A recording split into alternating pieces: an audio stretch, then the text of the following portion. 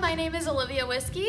Hi, my name is Meredith Lee. And today we're going to teach you how to do company hair into a low bun.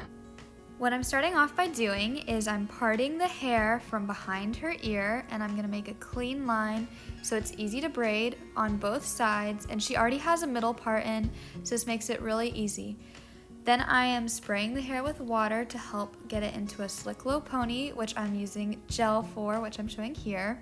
And you just want to slick that all back into a nice low pony. I'm using this boar bristle brush to help sleek it back more and get it nice and smooth. You don't want to put their ponytail really low at the bottom of their neck because that makes it really droopy.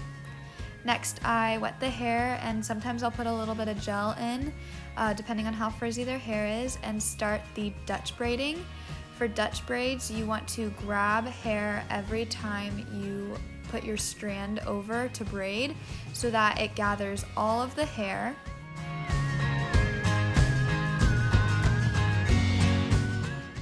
I'm only grabbing the hair that is in front of the part that I've made, and if you have any more questions on how to do Dutch braids, you can look up some more tutorials on how to do this on YouTube. Otherwise, it's a pretty simple process.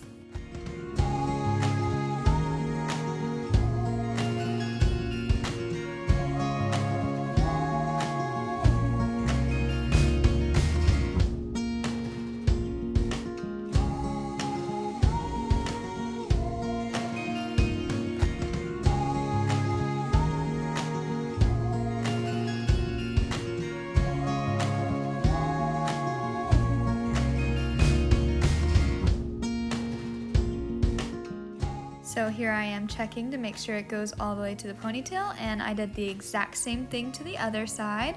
As for the bun, I like to first tie around the braids just so that they stay together. And as for the bun, I like to make sure that everything's already nice and slicked up and there's no flyaways left in the hair. For the bun, I twist and use U-pins actually.